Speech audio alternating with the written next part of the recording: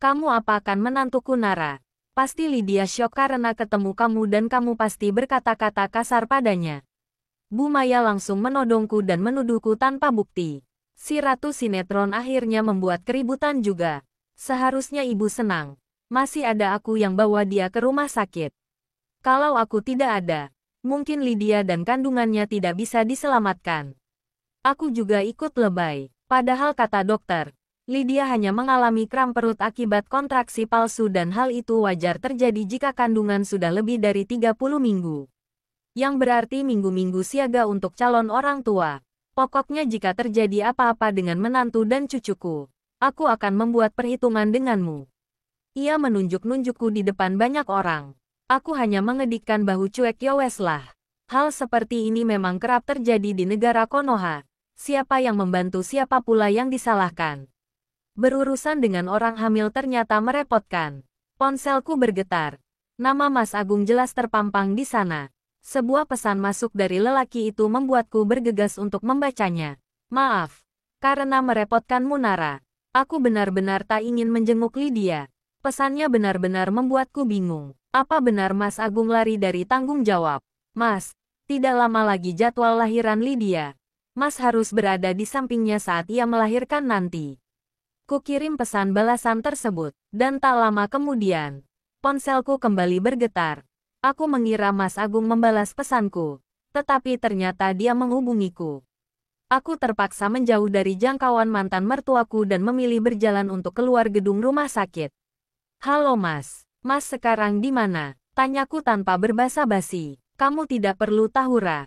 Aku tahu kamu akan memberitahu ibu dan Lydia jika aku memberitahu alamatku. Sahut Mas Agung di seberang sana.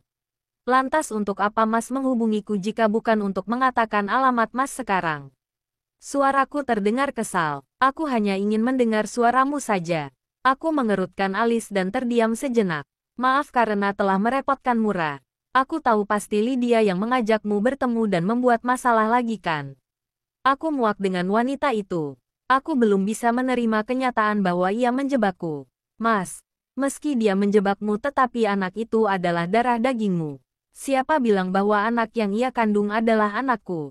Aku sudah mendapatkan bukti bahwa anak itu bukanlah anakku.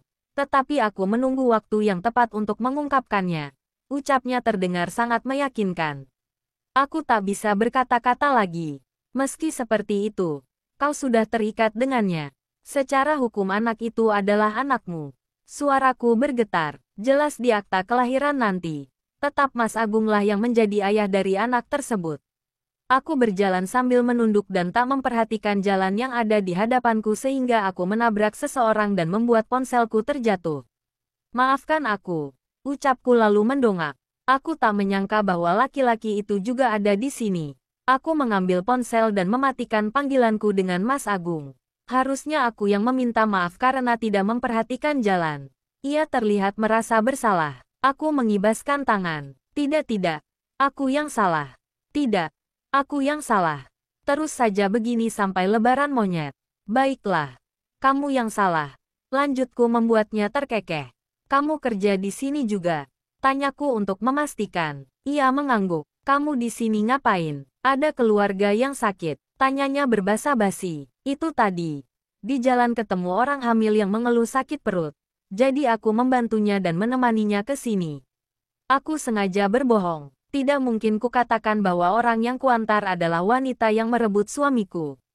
Statusku belum diketahui olehnya. Ternyata kamu memang baik Kiara. Ia tersenyum lalu menatap arlojinya. Kalau begitu aku pamit ya. Mau, lanjut ke poli gigi dulu. Aku mengangguk mengiyakan dan ia pun segera berlalu. Kutatap punggungnya yang semakin mengecil dan menghilang saat ia berbelok. Menurutku, Brian adalah laki-laki pekerja keras dan penyayang. Dilihat dari caranya memperlakukan Caca, membuatku yakin bahwa ia lelaki yang pengertian dan lemah lembut pada anak-anak. Saat ingin membuka pintu yang terbuat dari kaca transparan aku kembali merutuki kesialanku. Ternyata kesialanku tak cukup sampai di sini saja. Aku berpapasan dengan Rio dan wanita yang menjadi asisten Rio. Rio menghentikan langkahnya dan aku pun ikut mematung. Hai Nara. Lama tak bertemu. Sapa wanita yang bersama Rio. Aku memaksakan senyum. Ya, Kita memang tak pernah bertemu. Hanya saling kontekan di WhatsApp atau email saja kan? Ralatku meluruskan perkataannya. Kami mau periksa kandungan. Siapa yang bertanya? Aku bahkan tak pernah bertanya tujuannya apa datang kemari. Apa ia ingin memamerkan bahwa ia hamil di luar nikah? Oh ya, kalian sudah menikah rupanya. Nggak ngundang-ngundang. Sarkasku. Baik Sinta dan Rio terdiam. Suasana seketika canggung. Kami belum mengadakan resepsi. Kalau nanti sudah resepsi, aku akan mengundangmu. Sebab kau adalah partner kerja Rio. Apa wanita ini bodoh dan tidak bisa membaca situasi? Kalau begitu aku pamit. Semoga dede bayinya sehat-sehat Yasin. Aku jelas tak menyapa Rio. Ia terlihat terkejut saat tatapan mata kami bertemu. Apa rumah sakit ini adalah satu-satunya rumah sakit di daerah sini? Mengapa aku selalu saja bertemu dengan orang-orang yang tak ingin kutemui? Aku paham. Mengapa Rio dan aku tak bisa bersama? Satu hal yang kulewati. Kepercayaan kami berbeda. Mengapa aku baru mengetahuinya sekarang? Aku juga tak pernah melihatnya pergi beribadah. Aku mengira ia beragama Muslim karena ia selalu saja mengucapkan kata-kata yang mencerminkan seorang beragama Islam. Seperti mengucapkan salam, istighfar, dan ucapan syukur. Tuhan sepertinya memberiku petunjuk bahwa aku memang tak dijodohkan dengan Rio. Dia tak mungkin mau berpindah agama, terlebih denganku. Sudah pasti Mbak Naya dan Ayah akan menodongku dengan parang atau linggis jika aku berani mengatakan ingin berpindah agama.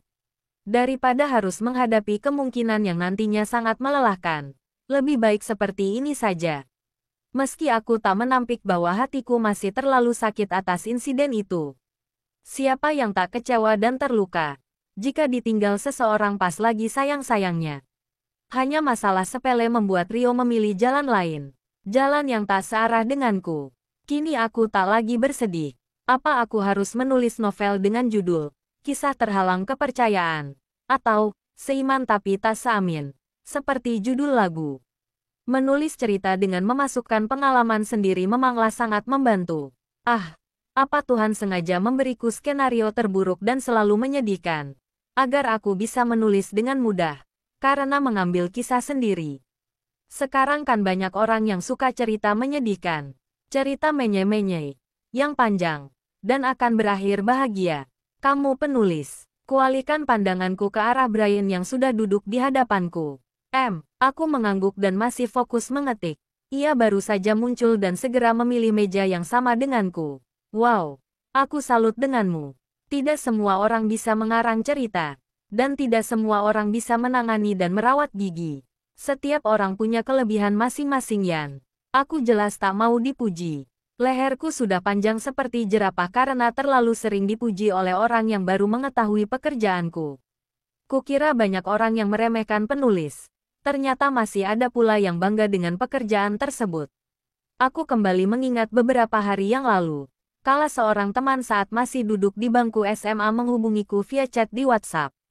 Ia melihat podcastku di YouTube dan menanyakan kebenaran tentang pekerjaanku.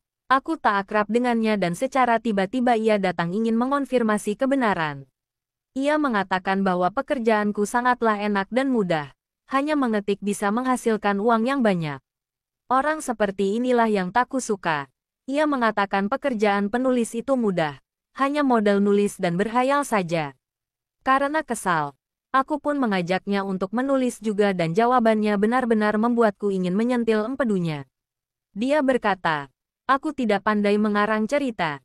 Lah, jika dia tidak tahu, mengapa ia mengatakan bahwa pekerjaan mengarang itu gampang? Jika mengarang itu mudah, sudah banyak penulis yang berlomba-lomba untuk meraup uang dari hasil yang katanya modal menulis saja. Dia pikir, menulis tidak membutuhkan tenaga, otak dan keterampilan. Kita harus terampil dalam berkata-kata. Otak juga harus digunakan untuk memikirkan alur cerita dan yang paling penting adalah tenaga. Apalagi aku adalah penulis night owl, penulis nokturnal. Menggunakan jam malam agar lebih mudah menulis. Tak ada gangguan dari suara-suara tetangga dan kesunyian akan membuat otak malah lebih lancar untuk berpikir. Woira, kau melamun. Ia mengibaskan tangannya di depan wajahku. Aku terperanjat. Maaf. Sepertinya otakku sedang berkelana.